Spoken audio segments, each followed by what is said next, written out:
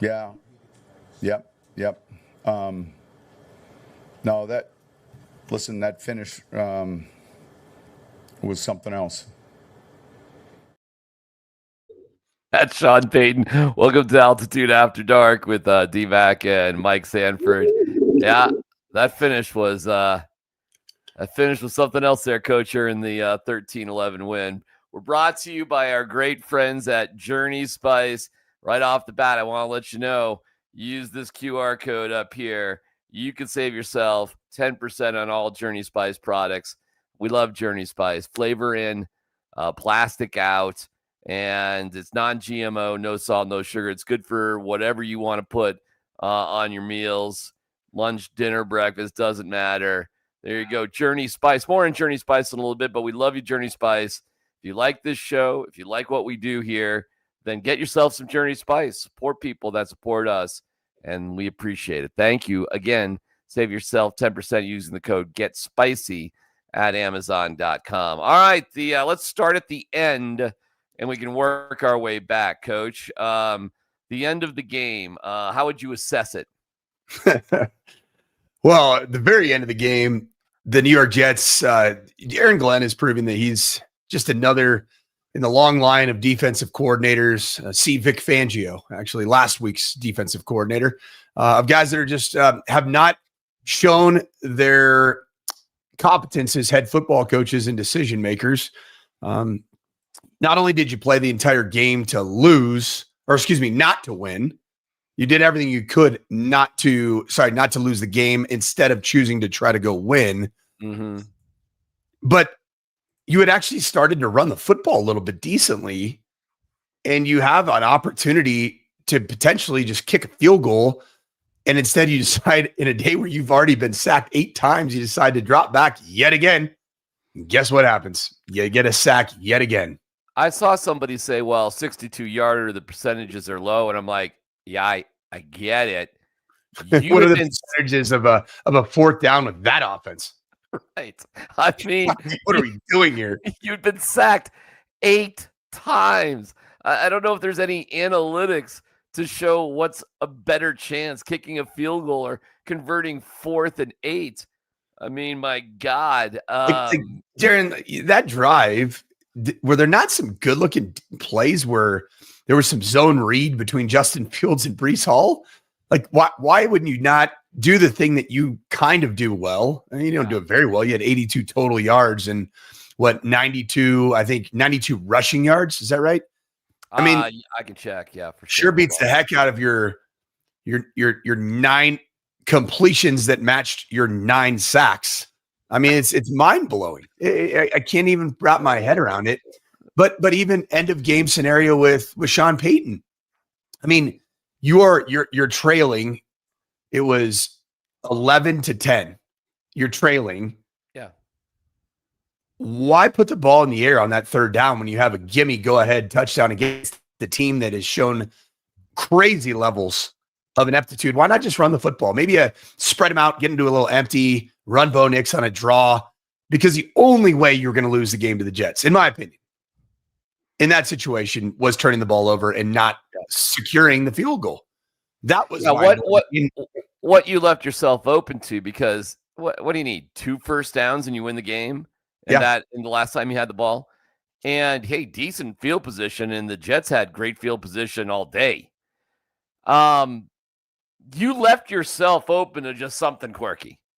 You know, a missed tackle, some sort of penalty, PI, you know what I'm saying? I mean, you left yourself so bizarrely open to allow the Jets a field goal for the walk-off win, what would have been the 3rd of the year. And I know a win is a beautiful thing. It is. McPherson, do you remember Nik McPherson? I don't know if you'd remember him or not, but old school coach. And he coached the Syracuse Orange, most notably, and also New England Patriots. And he was just as much of a dickhead that Jim Boeheim was to cover when I was in Syracuse. Nik McPherson was one of my favorite guys of all time. And he was warm and genuine, and he was from New England, so he had this big, thick Boston accent out there in Syracuse. And I was just a young little cub, little muggle cub, little muck cub. And one of his famous quotes, because Syracuse back in the day, hey, dude, when I was there, fall of '87, Syracuse went undefeated and was number 4 in the country. How about that? There was a time there with Syracuse football. You were it was you and Jim Brown, right? Was it?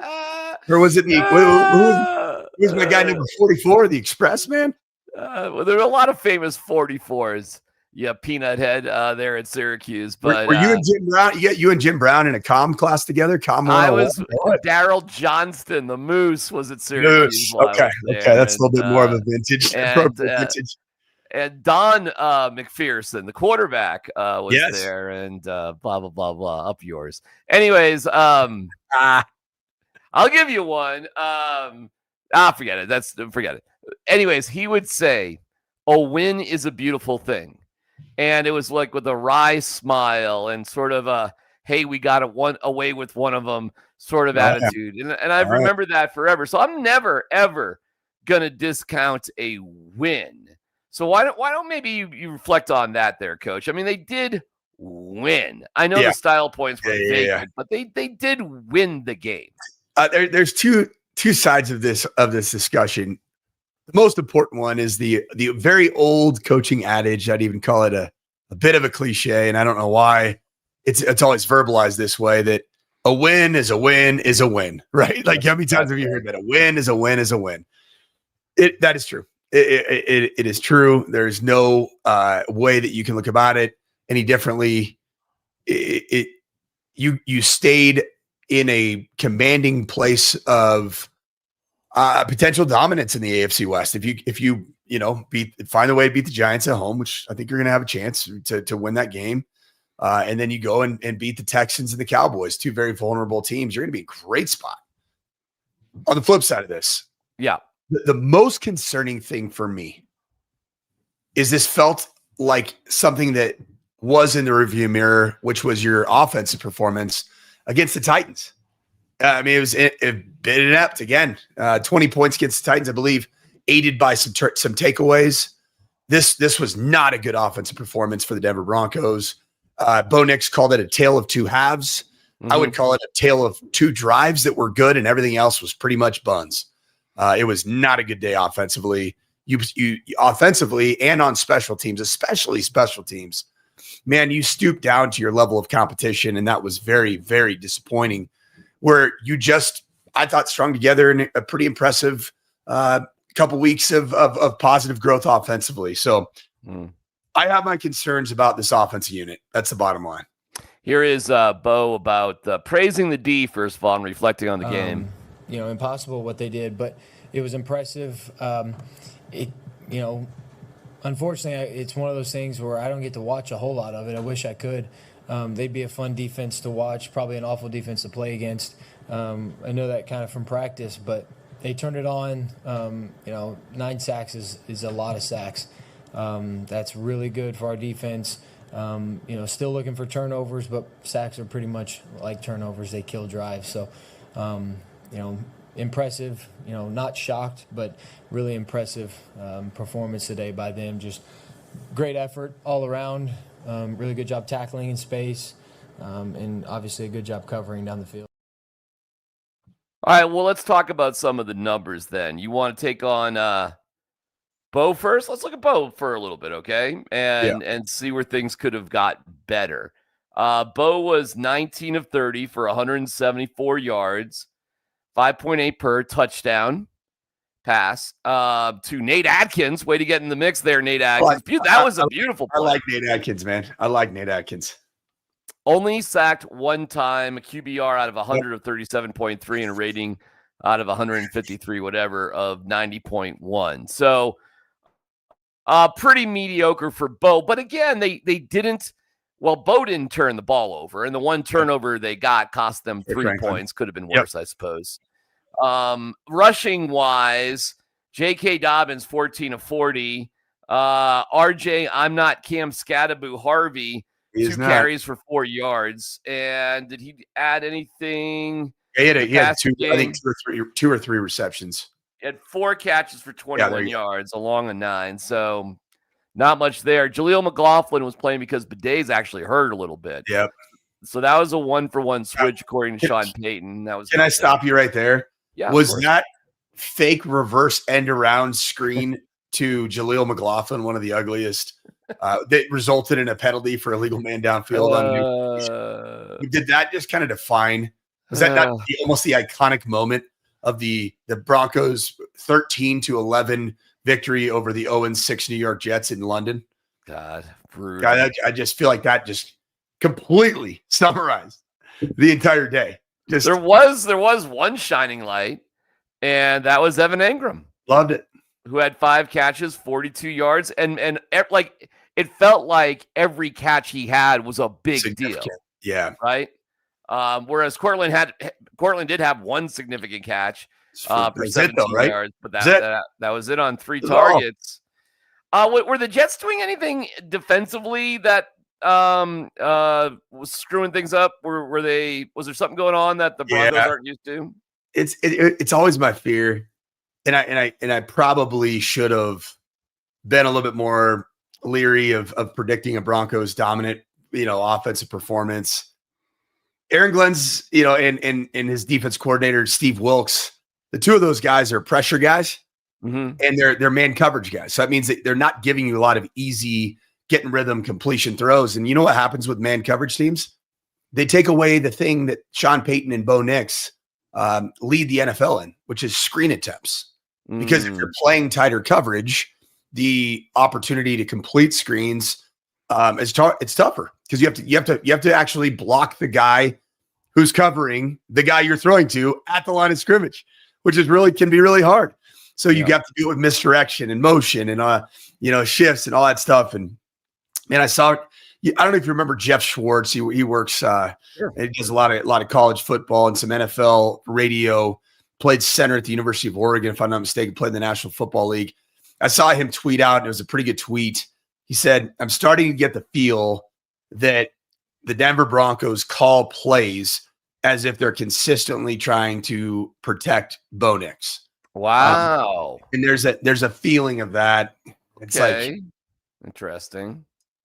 Bo Nix does really well against zone teams. Very well. He loves finding quick completions. He loves getting the ball out of his hands. Two things that I thought: high levels of man coverage and high levels of pressure.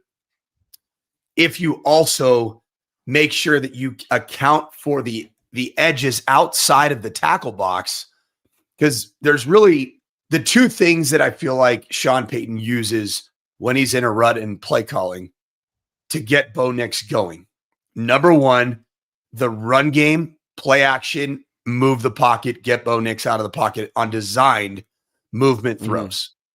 Well, if you have edges accounting for those and you don't allow Bo Nix to get outside the edge and you set the edge defensively, you're making Bo Nix pull up and you're making him ultimately have to throw under duress awkwardly on routes that are essentially built for break contain. That's one thing the Jets took away from Bo. I mean, how many of those look great? The movement throws didn't look great. It was hard, right? It was tough sledding. And then the second thing is the screen game.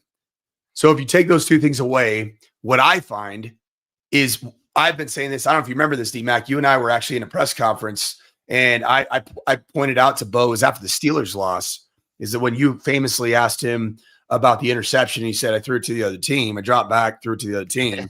I asked him, I said, "Hey, I saw that you started to get into a rhythm when you guys got into empty." And I think that's something that Bo did so much at Oregon, so much, that go back to the things that work for him. And so if the movement throws aren't working, the screen game isn't there just to get some chunk plays by way of go to empty. And that's what happened on what ended up proving to be the game-winning drive, is that Bo Nix ended up doing some pretty impressive things out of empty. Including a couple third down conversions that included Evan Engram and even Patrick Bryant. All right. One last one there on the offense. How will other teams learn from the Jets, and what's your concern level that the Broncos just gave them a blueprint? Well, man, I keep saying this. I thought the best blueprint that we've seen against Bo Nix and Sean Payton was actually the very first game that he played in his career. No, the first game of his career against the first game of Seahawks. his career against the Seahawks. Oh, Yeah, and it was a lot of that. It's tightly contested, either man coverage or match zone pressure looks. Take the edge away from Bo. And don't allow him to get to the edges. Make the Broncos be downhill between the tackles and the run game, and just bring an extra element into the box and take away the easy completion throws. Now, the way you can address it, I think, is quarterback run. That's Sean Payton's. That's his chess piece that he can hold to say, Right. okay, you want to do that? All right. Well, we will read your extra player in the box, which usually will read the defensive end or an outside linebacker. For whatever reason, I don't think the two things that Bo, when you're in a rut, Sean doesn't get to quick enough. Quarterback-driven run game, which he did a little bit in this game, and then empty, because you fully spread out and you allow Bo to feel like he can see the picture and frankly assess it, and then attempt to diagnose it and dissect it, right after he can see it. All right.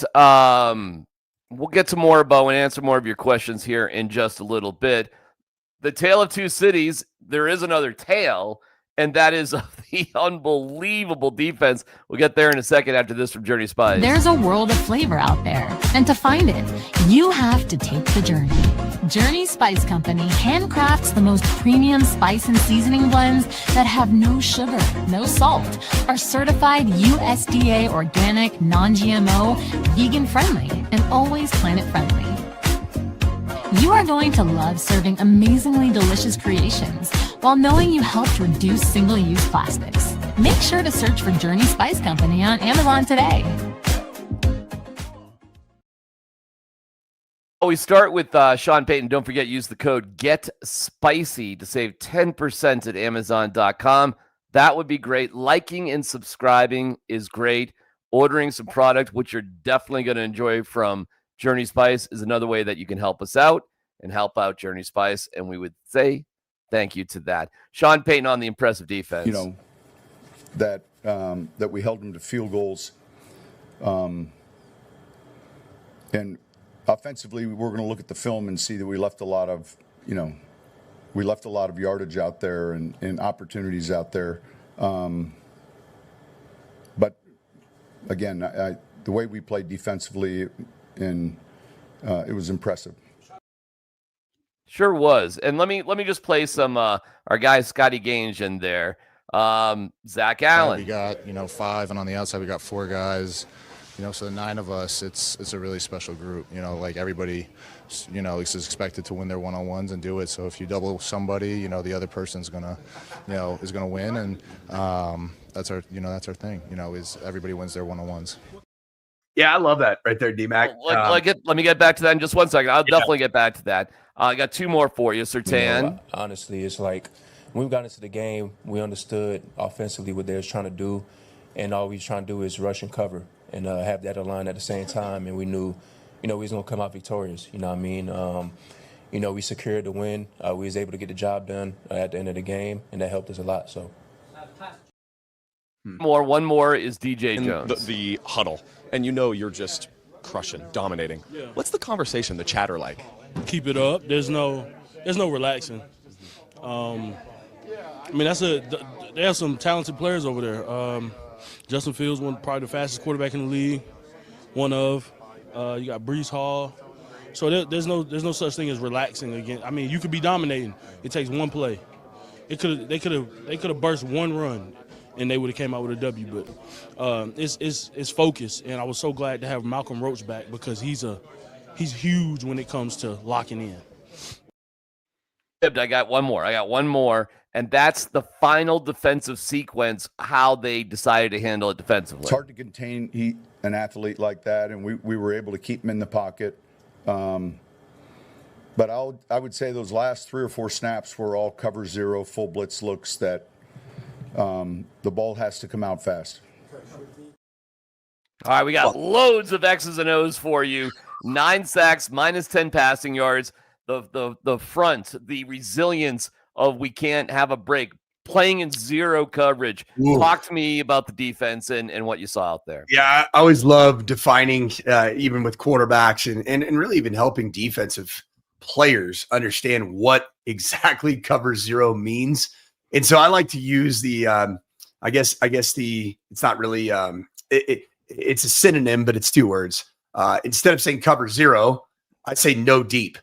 So there is no deep defender. Nobody is typically beyond 6 yards. Sometimes people play at the sticks. If it's like 3rd and 8, 3rd and 9, you'll play, 4th and 8, 4th and 9, you'll play right at the sticks or a yard behind them. And then there is a very famous moment in Broncos history.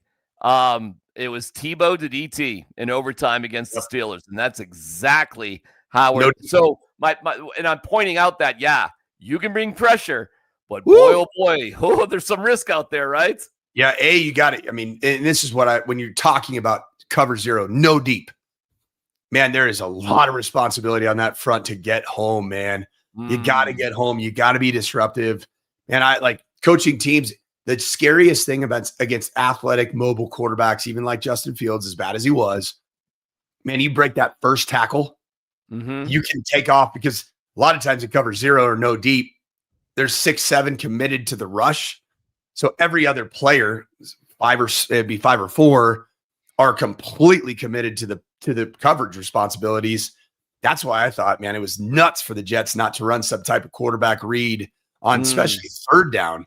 Right. If they run zone read and they maybe read that extra defender, right? And he's not gap sound. He might run that sucker, for 25, 35 yards and then be able to kill the clock out and kick the game-winning field goal.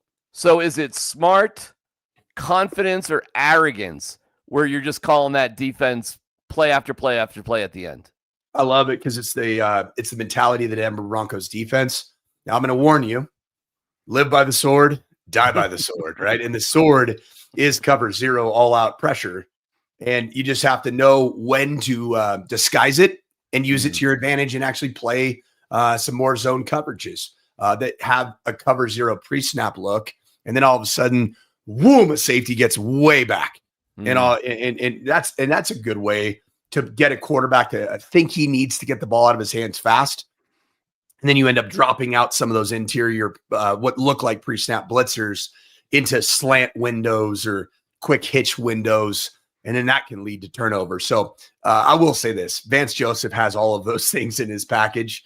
And it's probably a bit of a tendency breaker in this game to actually come through with the real all-out pressure cover zero looks, because he shows it a lot and gets out of it a lot. So that probably could have led to some of the indecision of the Jets saying, that the analytics are telling you when a Vance Joseph defense is showing all-out cover zero, it typically ends up being some type of, softer pressure look, if you will. Gotcha. Here's Jonathan Cooper on the final sack. What was going through your head when you had done that? Man, just glory to God. Honestly, I mean, I kind of got messed up out there on the 3rd quarter. So I mean, I was out there pushing through and stuff like that. And like I said, just relied on my team. I relied on God, man, and went out there and handled business. Are you ready to go home? Yes. Yeah. Worked out. I like Jonathan Cooper, man. Oh, sure, of course. What a great performance from him. And gosh, when you go back to that, you don't have to play it, DMac, but I was about ready to comment on the Zach Allen comment. Gosh, it really done. I mean, I think we all know what Zach Allen said, but having him talk about 9 deep, I think he said we have 5. I think, what did he say? 5 interior guys. I'll play it again. Here we go. 5, and on the outside we got 4 guys.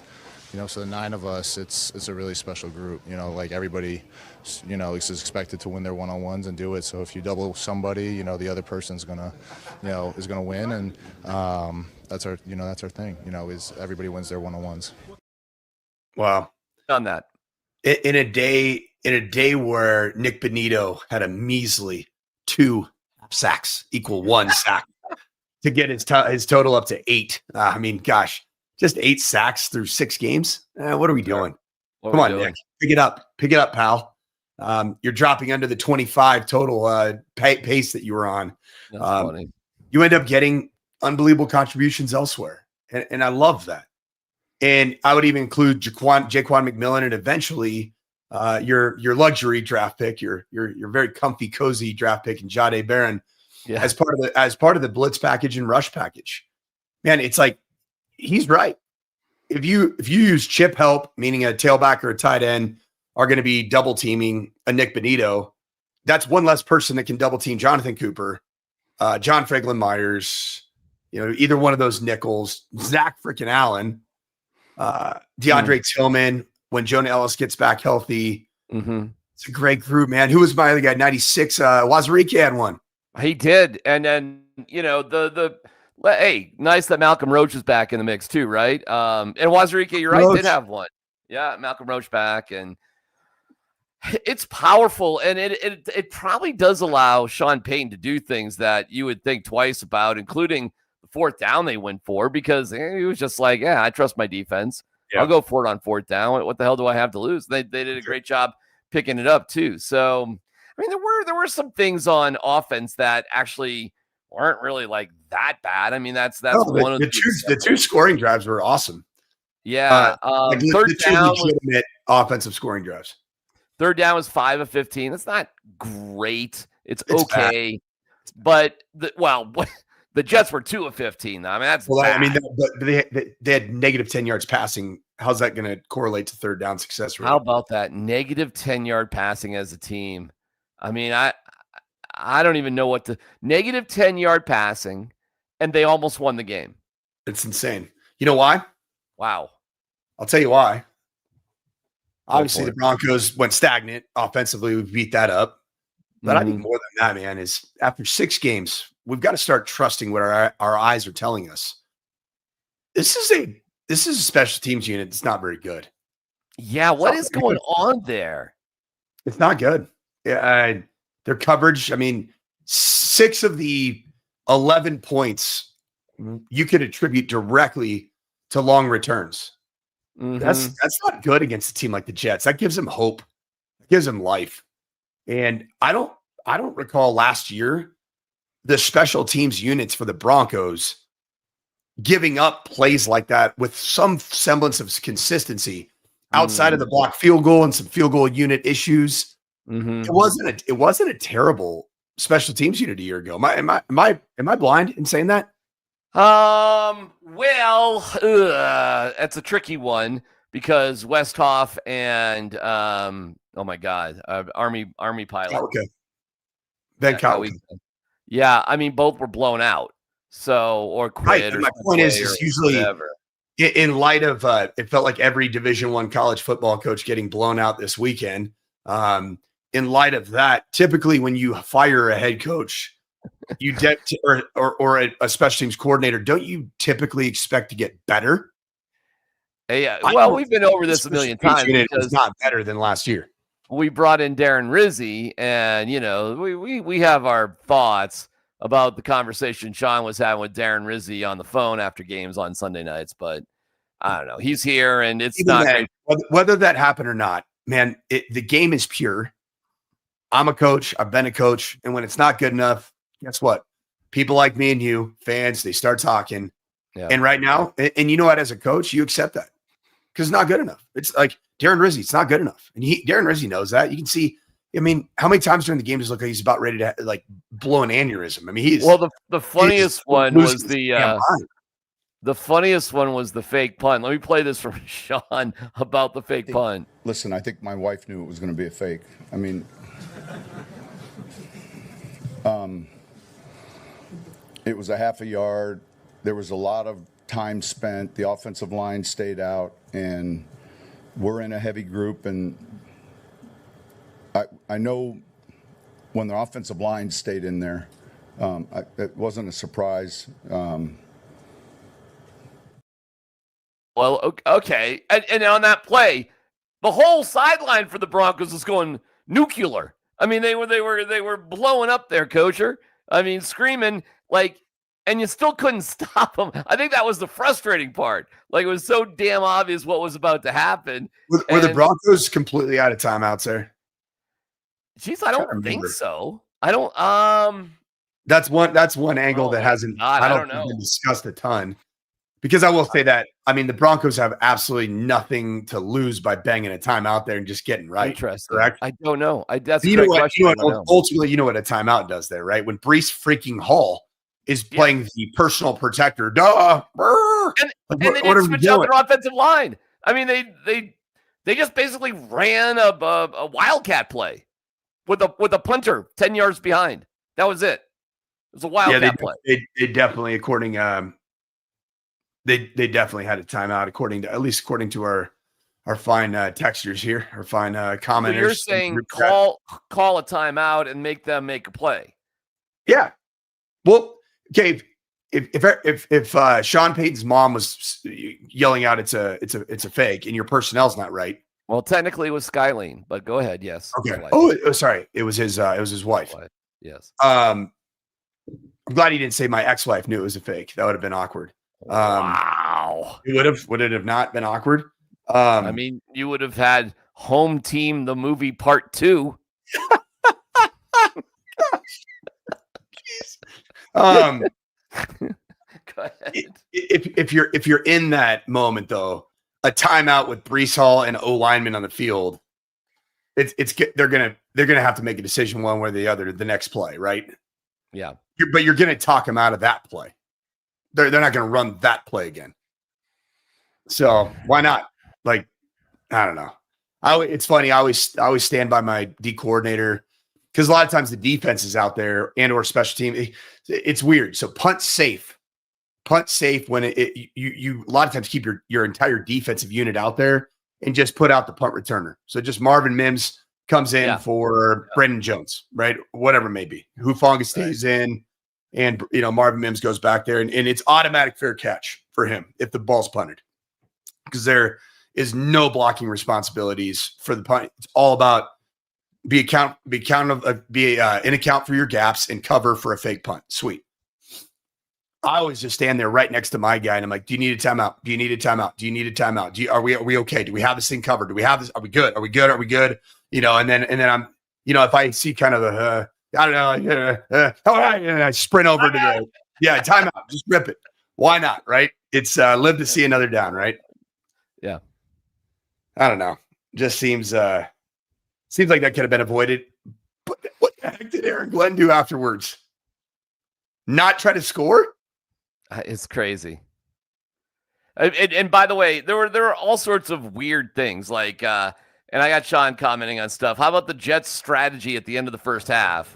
Well, I think, I was too. We were waiting either a Hail Mary or something. And then the clock just ran out. So that was a little surprising.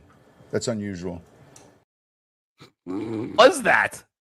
John's like, hey man, I know I kind of been claiming this guy as one of my tree members in the Sean Payton tree, right? Aaron Glenn. Right.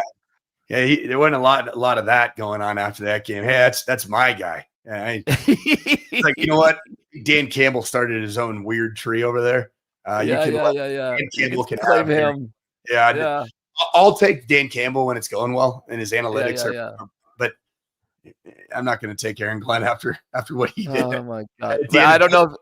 I'm looking at it. Yes. DMac, did Aaron Glenn, with the way this game played out, not to say, the Broncos could have done this better, they could have done this better. They played horribly. Did Aaron Glenn himself cost them the game? Gosh darn it. That's hard to say. I mean, there's no guarantee they score points at the end of the first half. Nobody understood what they were doing, but it's not like they guarantee them. Listen, setting somebody up for a 62-yard field goal is only obvious when you've given up 8 sacks. Right. So I just don't I get it from an analytical perspective why maybe you want to go for that in general, but I don't understand that. So maybe, right? You did have, but he's not calling the plays anyways. It's Tanner Hoskenberger. Tanner Engstrand. Yeah, Engstrom, right. He's an old Jim Harbaugh quality control guy, just like I was. He was at University of San Diego. Here is what Sean Payton did say, though. He goes, and you should look at the Jets' next 3 games. It's not murderer's row. The question is, and Sean Payton said it, listen, you look at 0-5 teams, and there's 0-5 teams that are terrible, and then there's 0-5 teams that are about to turn it around. How about this for a hot take? I will not be surprised if the Jets go on a 3-game heater after this one. How about that one for a hot take? And I'll give it to you. Hold on. They got in their next 3 games. Drum roll, please. Come on, internet. They got the Panthers, who beat the Cowboys, right? Wow. Panthers right now are what, a 3-3 team? Yeah, so that maybe not so easy, but not crazy. Home game at the Bengals. Who, I mean, Flacco was, he gave it the old senior citizen tryout there. How about the senior citizen tryout where he goes and throws the ball, 50 some odd times? It's wild for a team that he just signed with 4 days ago. It's crazy. The NFL doesn't make sense to me. I mean, dude, it's a route tree. It's the same place. It's not that complicated. Joe Flacco's a living proof. And the Browns oh my God, if they just don't start, well, whatever. I mean, it's another week of probably hearing about all that. So with Shedeur and the whole thing. Let me get to a couple of other things and we can wrap this bad boy up here. The Bo slide. Sean. Bo uses his instincts. For the most part, you saw him slide, but then there was the one play where it was, holy cow. Holy cow. That was the comment. There was the one play that was the holy cow. But it seemed like, I'm just reading it, the way Sean verbalized that, it sounded like he was saying that he uses his instincts in a positive way to slide, except for when he didn't. That's did I read that wrong? Because I think what he you talking about when he lowered his head and that's what I'm wondering.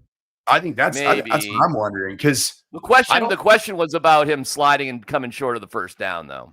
Yeah, but maybe I don't know. I think Sean's let me boil this down.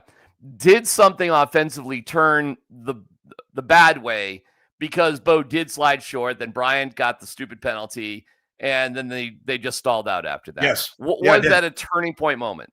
It was. I mean, the offense just felt like it just didn't recover until the fourth quarter with 6 minutes ago, or it was 8 maybe. Yeah. The long drive that led to the Will Lutz 27-yard field goal to win. To go ahead and ultimately be the game deciding field goal. Here's my take right now, and it's hard when you're coaching a quarterback. You never want to say something like this, but as a coach, you're feeling this. And the line would be something along these lines. Hey, Bo, we're not the nice coach way would be like, we're not quite to the point yet where we don't put our body on the line to move the sticks there. But in reality, it's like you don't do enough yet through the air by just showing up and dissecting defenses to not make those margins plays. That's a margins play for me. And sliding, I hate sliding. I know that it's protection. You have to protect yourself and all that.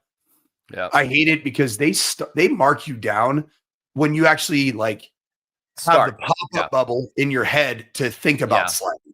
It's crazy, and you end up you feel like you leave some. I have shown multiple times to quarterbacks that slid in college games and drove me nuts. I felt like there's times where we left 7 yards on the table by a slide.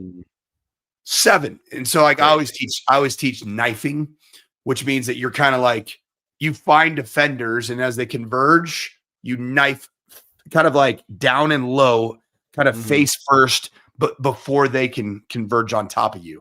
And then if you knife, you're down where you're down, not where you start knifing.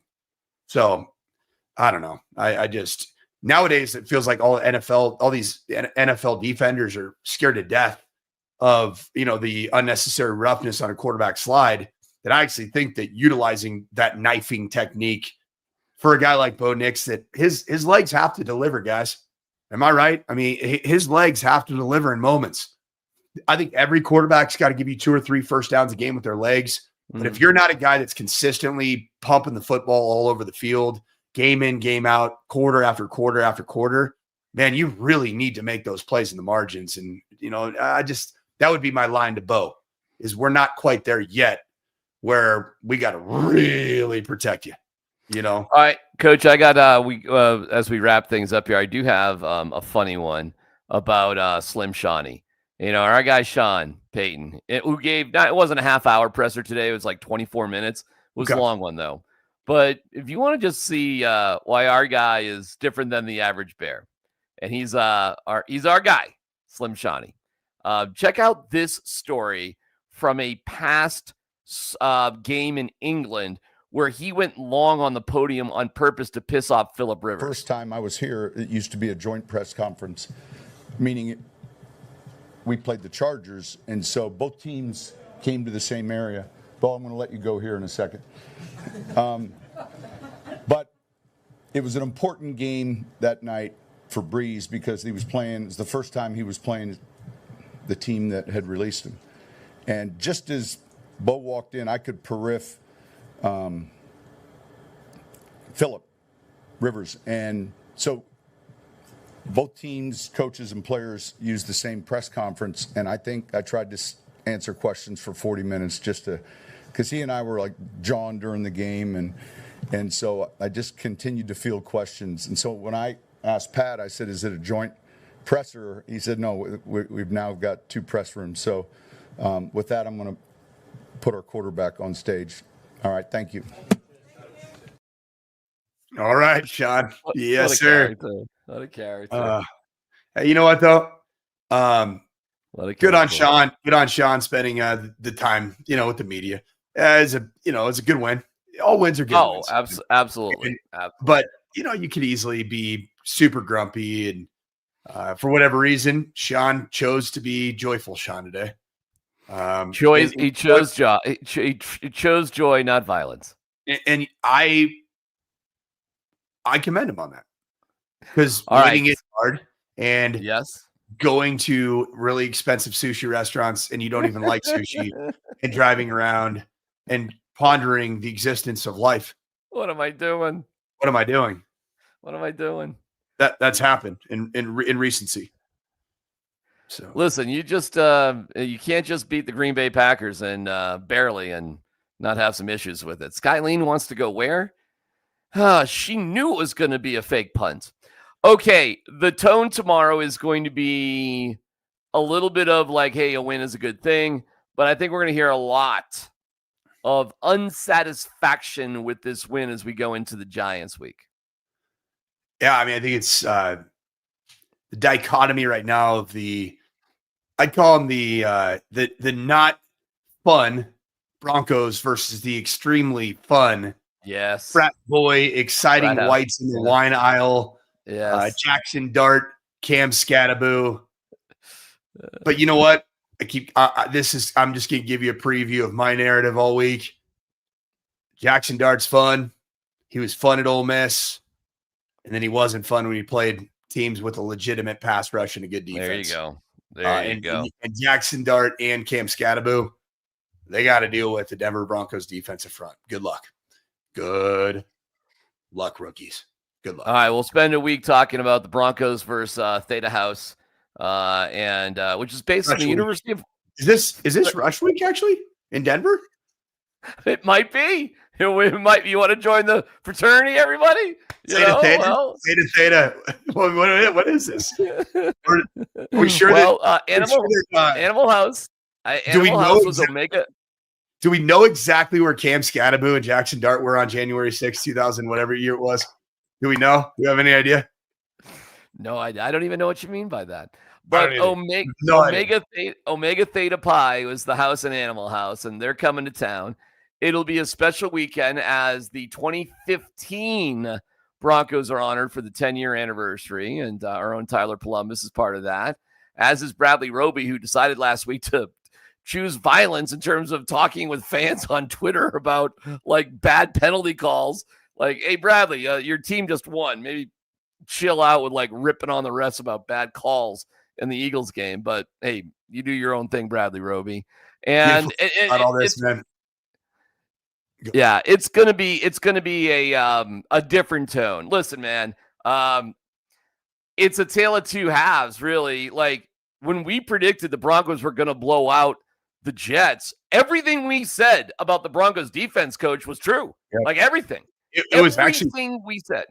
It was more dominant than I even predicted. If somebody said 82 yards total offense, -10 passing and 9 sacks, I'd be like, they're winning by 50. Yeah. So, I mean, if I predicted 34-13, it was 13-11. It clearly should have been a much higher number offensively, and we'll spend this week grinding away on that one. All right, you're on 9 News tomorrow, is that right? Yes, sir. 6:45, 7:15, 8:15 on KTVD for the last two.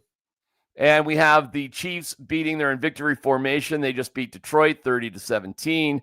The Chargers squeaked one out. I thought Detroit's a pretender. Detroit's not the real deal. Mark my words.